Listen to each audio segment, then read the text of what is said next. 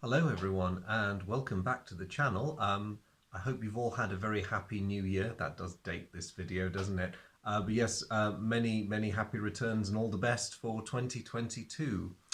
Now, today, as ever, I'm going to present to you another game. This one's come into my hands quite recently. But those of you who've been following the channel will find this one a little bit different because just about every video I've put up on this channel has been about historical wargaming, with one exception.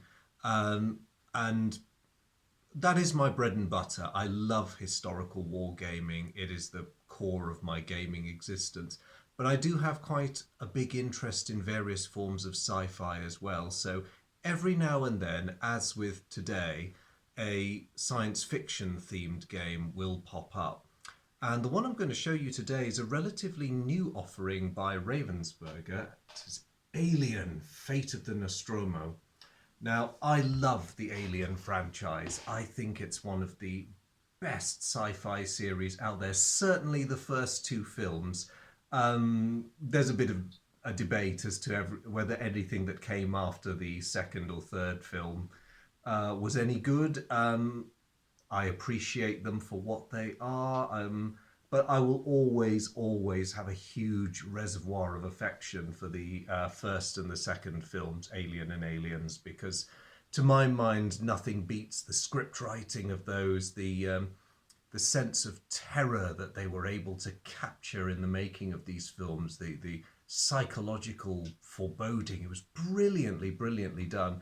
And while the special effects may seem a bit dated today, they were superb for their day. I watched both Alien and Aliens when I was slightly younger than I should have been. Not my parents' fault. I was very sneaky. And at the time I regretted it, but you know what? I loved the film. So when when Ravensburger produced this for the very reasonable sum of under £30, it was closer to the £24, £25 mark when I got this. I snapped it up straight away because I was curious more than anything. I mean, most of the time I will happily play anything that has this franchise title attached to it. And the other thing that intrigued me was that Ravensburger normally they produce family games. They produce games that are fairly easy to pick up, reasonable components. They have their particular area of the gaming market and they've cornered it. And Alien, to my mind, does not really fit the kind of thing that they normally go for. So at first I was thinking, is this just going to be a basic set of rules with an alien skin over it? But it's specific to, the events aboard the starship Nostromo. So what is happening here? So I decided to take the plunge and have a look. And I was not disappointed, and I'll show you why. Before you even start playing, the whole thing looks good. I mean, the back of the box gives you plenty of hints about what you find in the game. You can tell that there's certainly a mission element to it. From what you can see, the map looks pretty much like the Nostromo. They've included Ash, so there's something for the fans. They've even got these rather nicely made... Hey, Jonesy! Meow! You've changed colour. Nice to see you, cat. Anyway. Something spooked him. Wonder what that could be. Anyway, you've got these nicely sculpted figures, and I thought, surely they can't be that good. Look at these components. Really?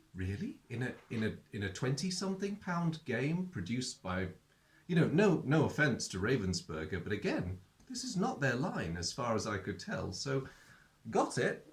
Visually, I was not disappointed, but let's see what's going on inside the box.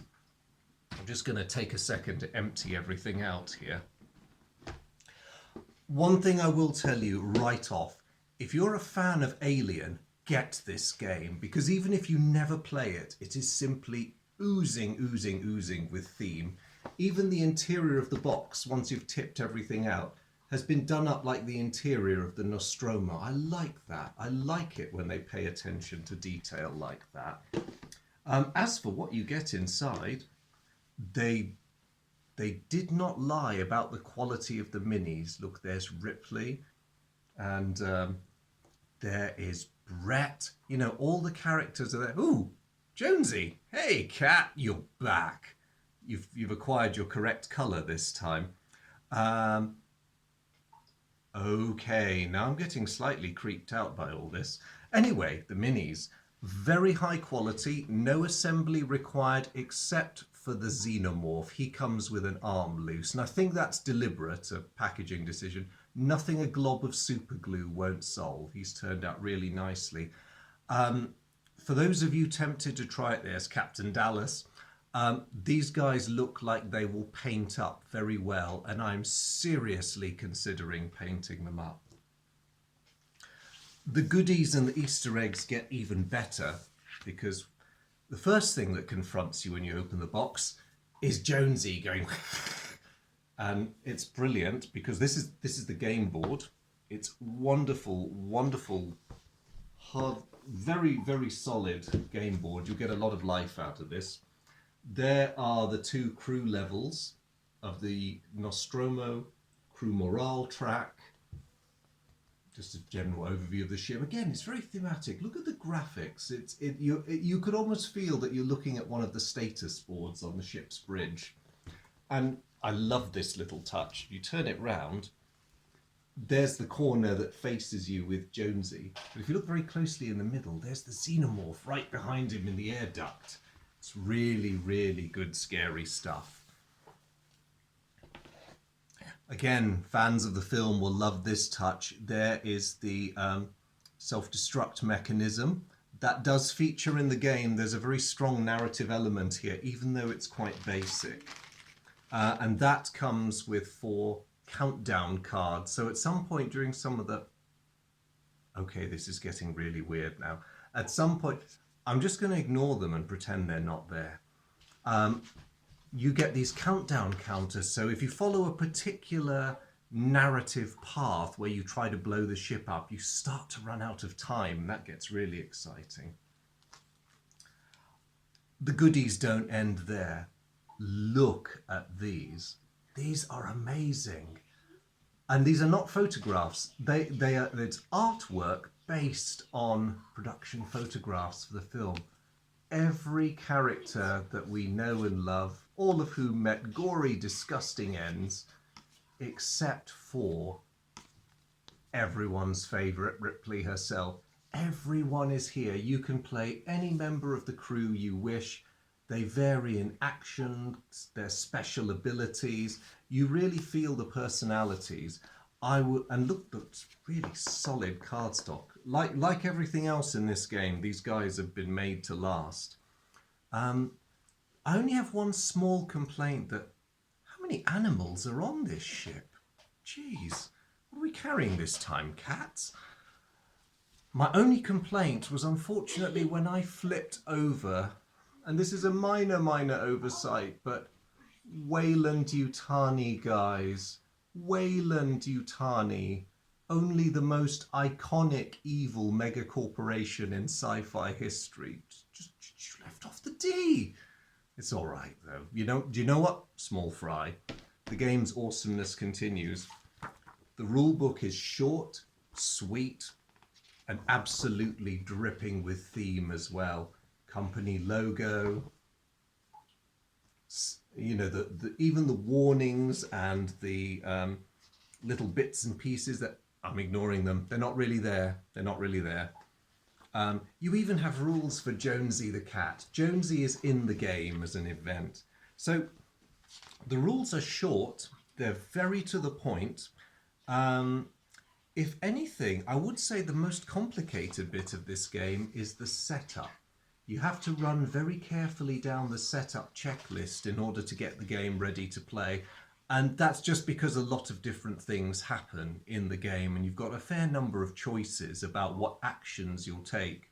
And your actions are guided very much by these cards, depending on how many crew are in play. And you can either play this game solo as, say, Ripley and involve nobody else, or you can have 5 of you, each of you playing one member of the crew. And depending how many of you are playing, there are different objectives that you have to complete before you can move on to the resolution of the mission and see whether you survive or not. again, look at the artwork. Now, none of this is photography. This is all artwork based on the film and the production. It's gorgeous. Now, if you get through to the end of those, the last thing you encounter is a final mission. This is where you come to the narrative end. So there's the one where you have to take out Ash. There's another one where you have to, yes, cut off every bulkhead and every vent. Again, the artwork is amazing. Flush him out into space.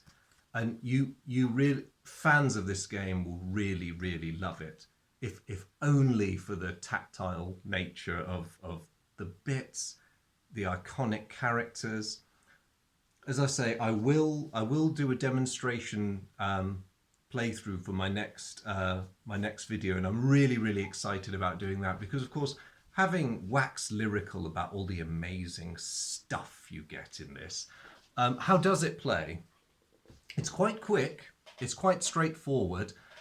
There are some tricky decisions to be made, and if you don't like randomness in games, then maybe hesitate a bit over this one because there's an awful lot of randomness.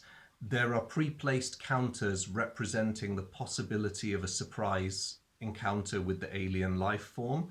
There are also encounter cards which specify what's involved, what the alien might be doing, and also what Ash might be doing, because of course he's under company orders. The Asimovian injunction to preserve human life at all costs no longer applies to him. He switched that directive off.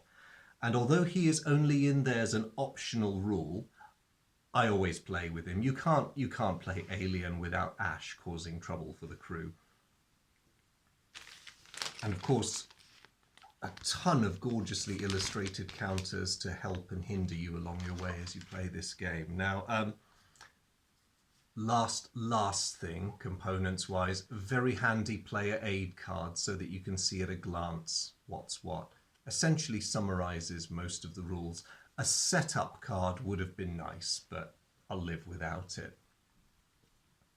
So in a nutshell, you are working against time, really, because eventually the random movements of the xenomorph, which are controlled by the game, and the encounter chits and the encounter cards will make him run you to ground. There's no two ways about that. I mentioned at the start that Ravensburger are best known for their family games. They do nice, easy kids games. They do a lot of things involving the Disney franchise. It's all nice, it's all gentle, it's all lovely. Now, those of us who do love this film and this universe will know that there is, regrettably, occasional bloodshed, sometimes an awful lot of bloodshed.